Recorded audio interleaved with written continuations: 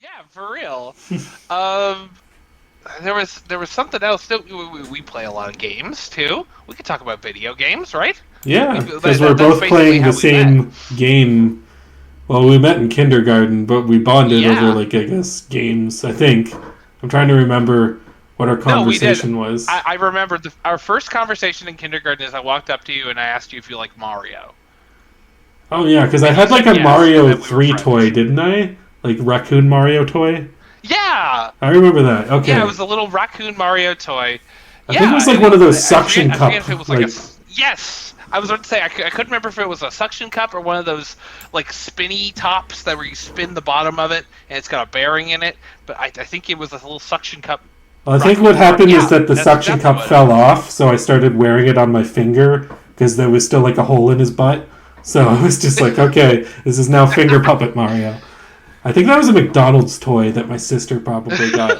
But it was like when Wow. Mario 3 was like out and they were making McDonald's tie-ins, so it was a pretty cool vintage toy even at that time. Yeah, and that's how I met you. We just bonded over Mario, and as it turns out, here we are on a podcast in 2024, and we're going to talk about Mario, Yeah. specifically Paper Mario, the Thousand Year Door, um, released on Switch.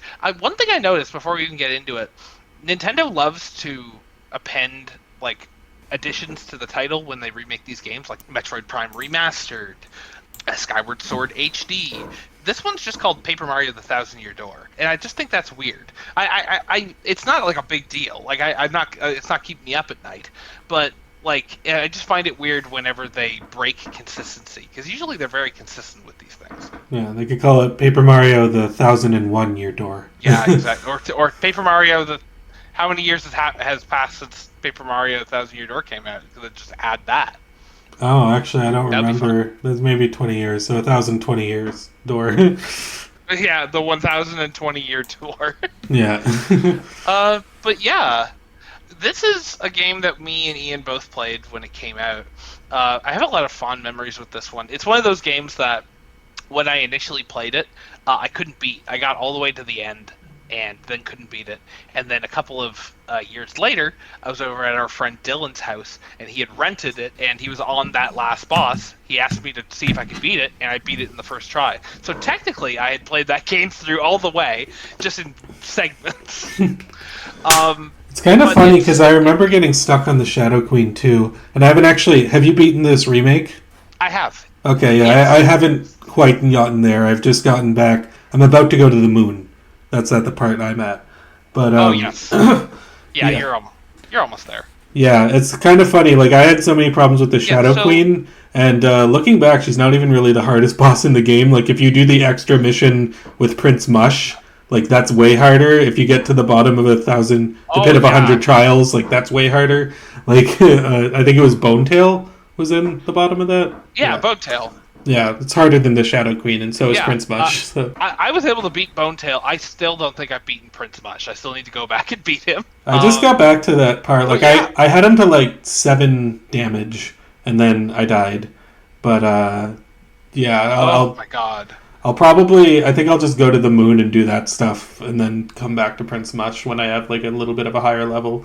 Even though it doesn't really matter what level you're at, because you basically just have to Yeah. time your guards. Yeah, exactly. I guess if you're a higher level, you get more BP, which gives you more badges, which can up your attack. Yeah. And that's basically my strategy is getting as much BP as possible so I can be stronger than everyone. But Mhm. yeah, um, the what do you think of you again? You played the original Paper Mario. What do you think of this remake? Like the changes that have been made? I'm really interested to hear what you have to say about that. Yeah, well, it's kind of interesting because like one of the things I was criticizing Nintendo before on our first recording that we had to ditch. This is going better, knock on wood. But yeah, one of Yeah. the things I was criticizing Nintendo for was not really adding anything to a lot of their old games and then putting them out there, even like just as with like graphical updates and stuff like that. But with a lot of those old games, like I don't know, Link's Awakening and Super Mario RPG, and even this one, the thing is, like, if they came out today as new games, they would probably still be worth getting at the price that they're at. It's just my grievance comes with the fact that they're, putting out these older games, but if they weren't, without that context, it would probably just be fine if this was like a new Paper Mario game. But in terms of Paper Mario specifically, I did like a lot of the things they added. The music I'm kind of mixed on. I mean, I think the music's good. I think that I'm mixed on whether some tracks are better than the original game and some aren't.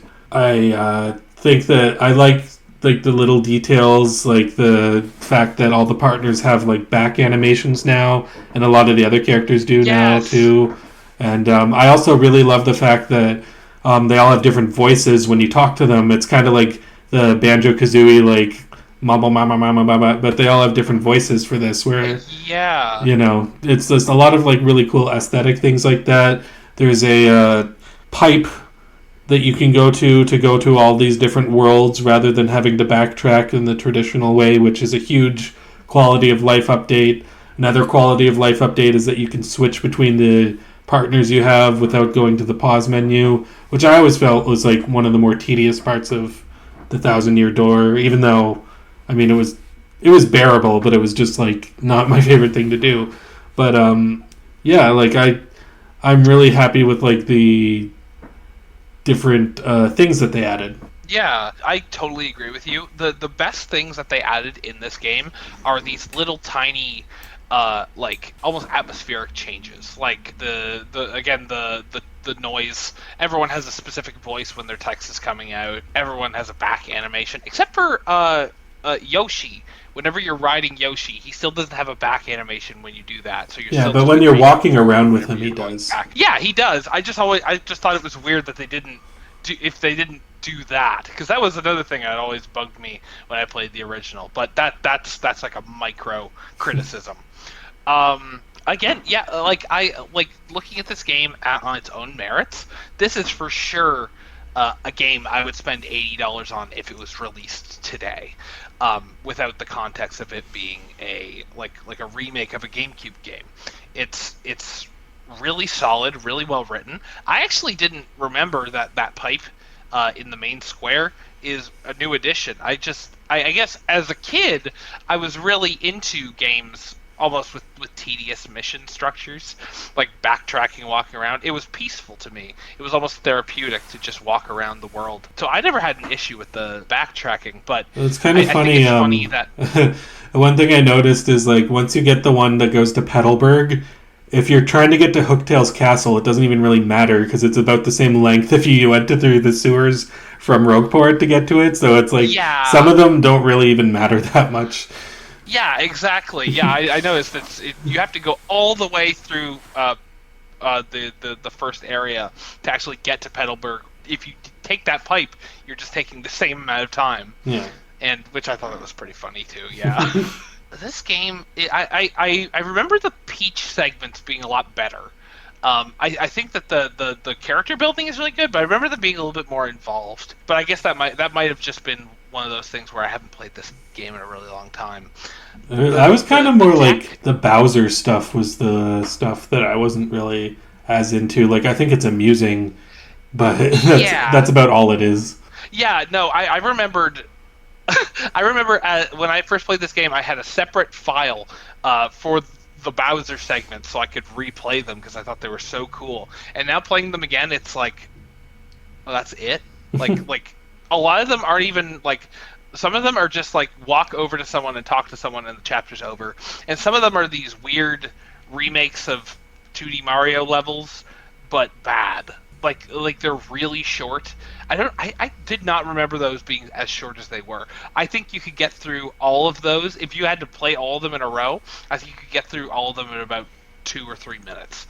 Like, it's really bare bones. I almost would have liked if they changed that and added a little bit more detail into those. Yeah, the thing is, like, I actually think the proof of concept that they use with it makes me like, oh, I want to actually play a Bowser side-scroller. I think that'd be awesome. But just in this game, it's just way too rudimentary. And I get it that it is just like, kind of comic relief moments within the chapters. And yeah, you could obviously take Bowser out and then the game wouldn't be a lot different, because the only other thing he does is he fights Mario, unless I'm forgetting something, he fights Mario in the Glitz Pit, and then again right before you get to the Shadow Queen. And I think those are the only 2 times where he's actually in the game. Yeah, exactly. Bowser, it's sort of the running joke is that Bowser, the main villain, is not actually important to the story whatsoever, which I think is really funny. Yeah. To even put him in the game as a separate chapter. And these segments are really well written. There's the guy who he mistakes the Peach poster for Peach. Yeah. When it's really just it belongs to the guy who is Peach's biggest fan, which I think they put that in as that's me. I'm Princess Peach's biggest fan, even though I didn't buy the Peach game because I heard it was for little babies. I guess you're not the biggest Princess Peach fan. I know. I played the demo and it was so. Have you checked this game? Sorry, this is what I'm talking about. Whenever we are talking about these things, we'll just go on weird side tangents. Yeah. Have you played the demo for the Princess Peach game? No, I haven't. I've seen the opening cutscene, and that's about it. It is super simple, man. Yeah. I was really looking forward to something a little bit more substantial because I love Princess Peach. She's one of my favorite characters in Mario. There's just something about her. I just think she's neat, and it's a little disappointing. But anyway. Yeah, honestly, Princess Peach is one of my least favorite. I prefer the other female characters like Rosalina and Daisy and Pauline. I like them more. Oh well, that's fair. I like them too, but I don't know. Something always drew me to. Then again, I also been something. Between Mario, Luigi, Wario, and Waluigi, I'd say Mario is my least favorite out of them. So it's I feel the characters are kind of rudimentary, like Mario and Peach, and they don't really have a whole lot of personality. Peach does more so in a game like this, but... Yeah, that's another thing, is this game does a really good job of fleshing out a lot of these characters that are usually just very 2D. That's funny. Yeah. I'm not even joking. I didn't even think about that. The really flat... the really... I've got the giggles. They're really flat character types. Princess Peach doesn't have a whole lot to do outside of games like this. Yeah. And even I haven't played the Mario RPG remake. I'm not sure how well they characterize her there, but in these Mario RPGs, I'm also playing right now. I'm playing Mario Superstar Saga with the announcement of the new Mario and Luigi game. Oh, nice. And again, this is in that game. It's almost for comic effect, where there's a segment in that game where you have to escort her to a town, and if she goes off screen for too long, she'll be immediately kidnapped, and you'll have to go save her, which I think is a really funny segment.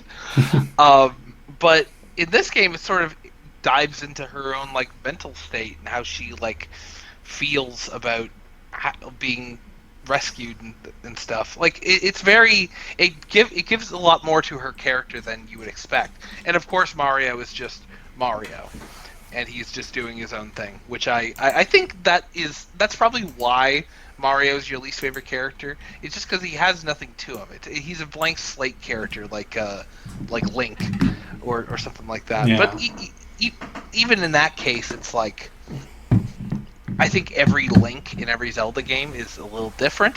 I think Mario is mostly the same in most of the games that he's in. Excluding a couple of examples, I guess, that I don't have on the top of my head right now. Nice to the princess to take us over for a picnic, gay Luigi. There's one. Oh my god. Yeah, there you go. And this is another thing I wanted to know. Do you know if this was Charles Martinet, or is this the new guy who was making the noises in this game? Because I don't remember Mario sounding like that in the original game. I'm not sure. I thought it was just they used clips from the original game, but I could be wrong about that. Yeah, I'm not sure either, but I don't know. I think it was I'm happy that this game was re-released, and I also honestly had a really, really good time playing it. I wish there was, I hope that from this comes a new original Paper Mario game. Yeah, that's what I was thinking too, when because initially we had this conversation before, but I was saying that I didn't think I was going to get the game, and I mean the reason I got it, I didn't get it myself. My brother got it for me for my birthday, but the whole thing that I was kind of Yeah. thinking about that kind of made me change my tide on it was like, okay, well, I usually don't want to give Nintendo money for just, putting out the same thing over and over again because I just feel like that's double dipping, which is a badge, ironically. But there's Yeah. but the whole thing that I was like, well, if this sells well, maybe we could get like an actual real Paper Mario game, maybe used on this engine, like how the Link's Awakening remake, they're doing another Zelda game on that engine.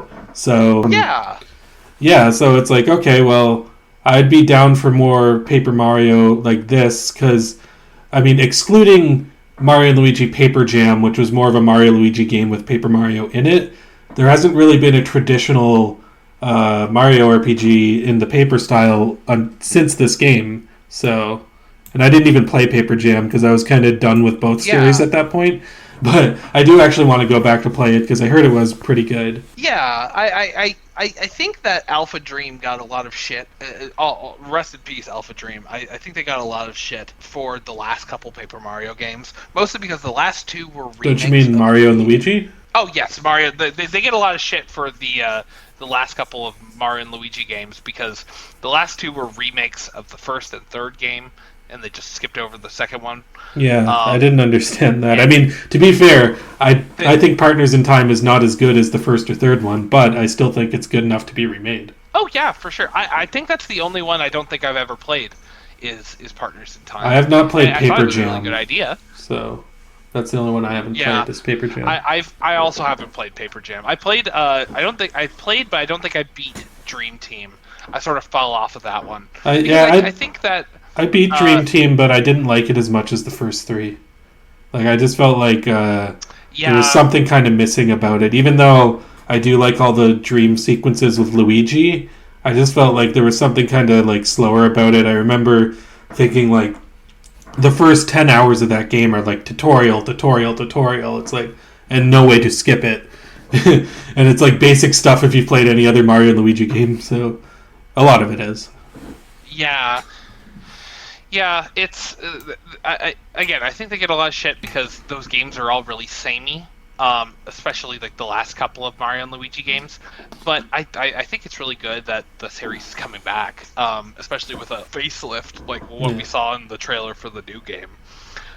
Yeah, because honestly, It looks like really incredible. Mario and Luigi Superstar Saga is the only Mario RPG that comes close to Thousand Year Door for me.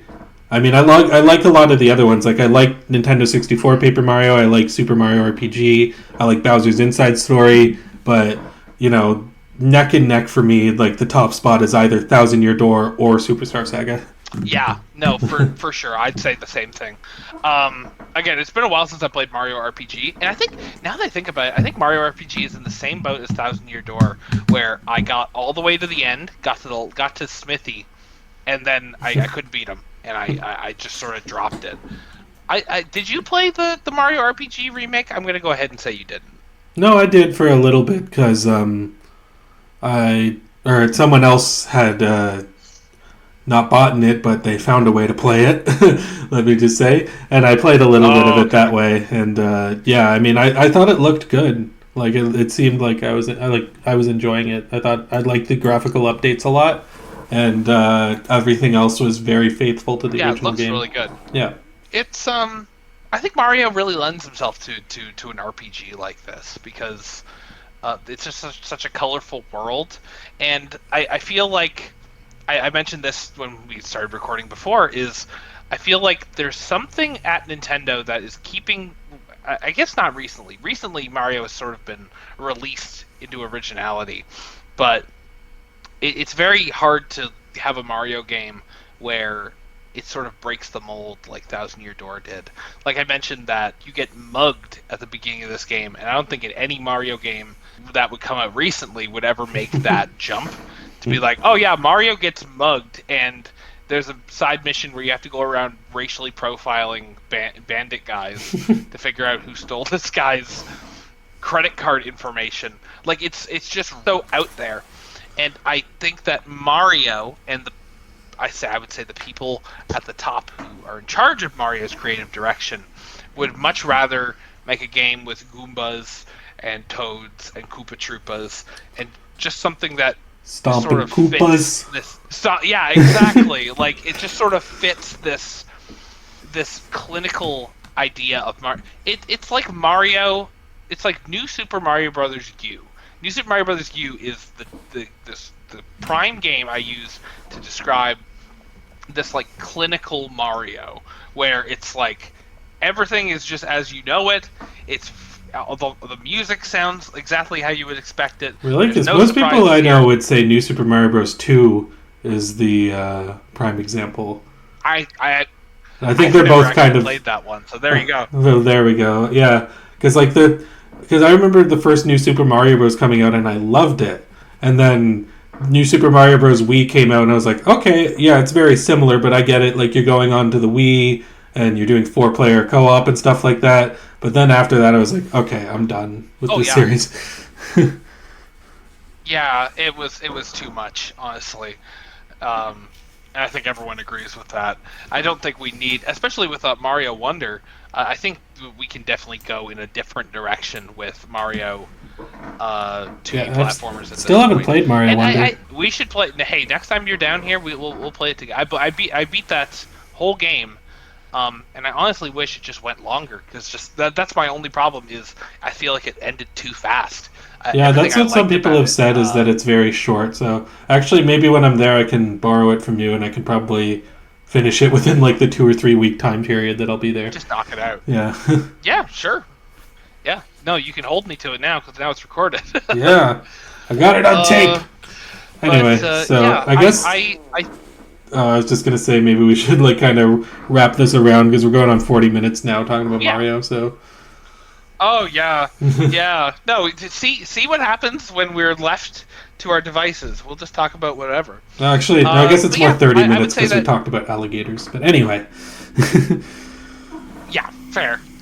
But yeah, I think that that it's a really good experience. I think if you haven't played Paper Mario: The Thousand Year Door and you don't want to get an emulator set up and download HD texture packs and that's the thing is like it's cheaper to buy this new game than it is to buy Thousand Year Door in the GameCube secondhand. So what are you going to do at that point? Exactly. Exactly. That's the big thing is like if they said they were going to be remaking Fire Emblem Path of Radiance and you really wanted to play that game, I would say buy it on Switch. Yeah, because there's no way you're going to be able to get it for a bargain. Or fucking Chibi Robo. I'm so glad that I got Chibi Robo and Fire Emblem Path of Radiance when they came out because I had no idea they'd be as expensive as they are right now. No, I would have thought. I remember you talking about Path of Radiance when it came out, being like, "Oh, it's pretty good. It's a pretty good game." And I'm like, "Okay." And now it's worth like what, $300? I remember like, Chibi Robo was like a day one pickup. I think I was the only person who picked up Chibi Robo day one. That I was like excited because I saw it in Nintendo Power. I'm like, "Oh, this looks good," and then everyone's like, "Oh, this just looks like a stupid." Like you're a robot who goes around and cleans things. Like what the fuck? I was like, "No, I believe in this game," and yeah. you see the vision. Yes. This game's got good bones. Yeah, exactly. But yeah, I could talk. Honestly, I could talk about Nintendo forever. But I think I'll wrap it up by saying, if you are looking to play Paper Mario and you don't want to go, you don't have like $150 to burn, but you do have $80 to burn, try Paper Mario for Switch. There you go. Yeah, there we go. Yeah, and I would say the same. Yeah, Paper Mario: The Thousand Year Door, still one of the best RPGs I've ever played. I mean, when I was a kid, I didn't play as that many RPGs, so this was one of my first ones. Well, I mean, the Nintendo 64 one was one of my first ones, but this was like, me really getting into that format again. And now I've played, Chrono Trigger and Earthbound and Final Fantasy VI and all the Persona games, and well, not all of the Persona games, 3, 4, and 5, but and most of the Dragon Quest games. So I'm a lot more well versed in it now, and I still think Thousand Year Door holds up even after all of that other stuff that I've been exposed to. Yeah, and we do say that it's like we did mention it's not like a baby game. It's not like baby's first RPG.